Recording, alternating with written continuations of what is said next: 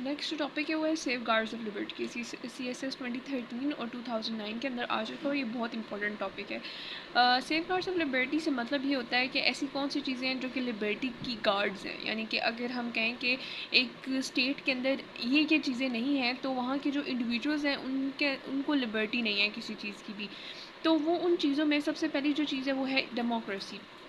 Democracy का मतलब होता है rule of people for people and by people, यानी कि एक ऐसा रूल जो कि इंसानों ने अपने लिए अपने रिप्रेजेंटेटिव्स सिलेक्ट किए ताकि जो उनके रिसोर्सेज हैं, जो उनके टैक्स का पैसा उनको यूटिलाइज़ करें, उनको एक वेलफेयर स्टेट दे सकें। तो डेमोक्रेसी जब तक नहीं होगी, जिसके अंदर हम कहते हैं रूल ऑफ लॉ होता है, एक कॉन्स्टिट्यूशन होता है जिसको फॉलो करना बहुत ज़रूरी होता है। जब रूल ऑफ लॉ नहीं होगा, एक गवर्नमेंट अकाउंटेबल नहीं होगी पीपल को, और जब तक लोग उसको रिमूव नहीं कर सकेंगे, जब वो अपनी हद से अपनी लिमिट से तजावज़ करेंगे और अपना जो उनका काम है वो करने के बजाय बाकी काम करप्शन वगैरह करना शुरू कर देंगे, तो हम नहीं कहेंगे कि डेमोक्रेसी स्टेट के अंदर है। उसमें डेमोक्रेसी में ये होता है कि जो पॉलिटिकल पावर है वो लोगों के हाथ में होती है, और जब everything is in hands of people तो वो लिबर्टी इंश्योर होती है। सेकंड जो इसमें सेफ गार्ड है लिबर्टी का वो है फंडामेंटल राइट्स। फंडामेंटल राइट्स वो हैं जो कि कॉन्स्टिट्यूशन के अंदर, अब जो हमारा 1973 का कॉन्स्टिट्यूशन जो अभी तक हम फॉलो कर रहे हैं, उसका chapter 2 is all about the fundamental human rights. उसके अंदर right to life, right to education, each and everything related to a human being, वो सारे के सारे राइट्स स्टेट के अंदर अगर सही से फॉलो ना किए जा रहे हों, लोगों को उनसे महरूम रखा जा रहा हो, तो उसमें लिबर्टी बहुत खतरे में हो जाती है। Third thing is the independence of judiciary, यानी कि जो जुडिशरी है इसके साथ और एक और ये जो है सेपरेशन ऑफ पावर, यानी कि जो सारे एलिमेंट्स हैं गवर्नमेंट के वो इक्वली काम कर रहे हों, और अपना हर एक जो डिपार्टमेंट है, एग्जेक्टिव है, लेजिस्लेचर है या जुडिशरी है, वो सब इक्वली काम करें और अपना अपना काम करें। जुडिशरी फ्री होने से ये मुराद होता है कि जो लोग हैं जब वो अपने केसेस जुडिशरी के पास लेके नेक्स्ट इंपॉर्टेंट पॉइंट है वो इंडिपेंडेंस ऑफ जुडिशरी, कि जुडिशरी भी हमारा इंडिपेंडेंट हो।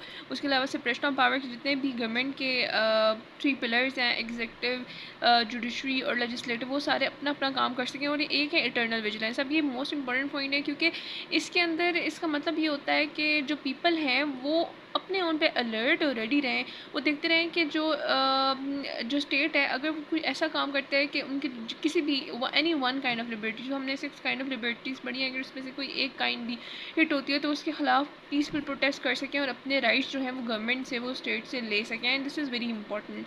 फिर रूल ऑफ लॉ होना चाहिए कि everyone is equal before the law, nobody is above the law, और किसी को भी on the basis of their caste, colour, creed, या फिर on the basis of their ranks और on the basis of their money, rule जो law है उसके ऊपर नहीं तस्वर करना चाहिए। लॉ सबके लिए, सिटीजन्स के लिए इक्वल होता है।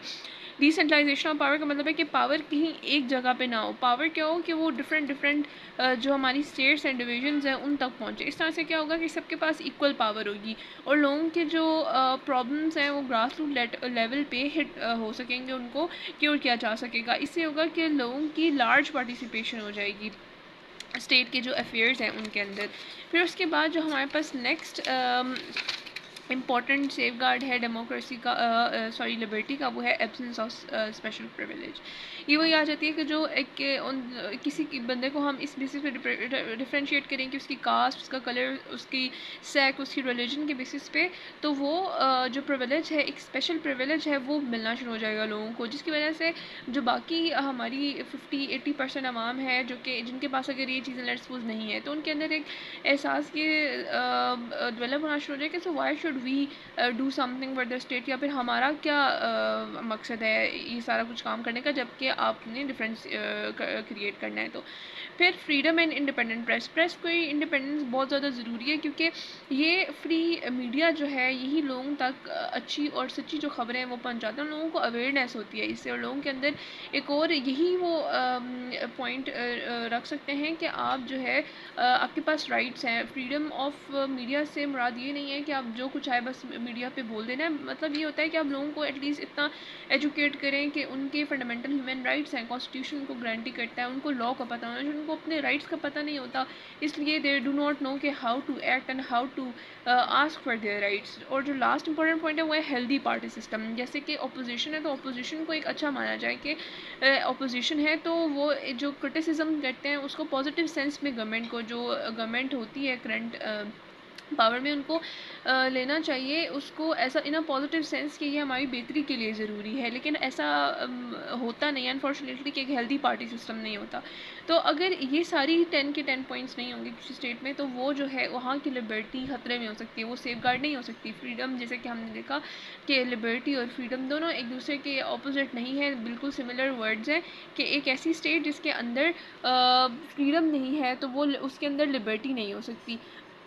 एक और इम्पॉर्टेंट पॉइंट जिस तरह से पहले भी मेंशन किया था कि एक स्टेट के लिए हम यूज़ करते हैं कि वो सॉवरन है, और एक इंडिविजुअल के लिए हम यूज़ करते हैं कि वो इंडिविजुअल जो है वो लिबर है या लाइबर है, वो उसके पास फ्रीडम है।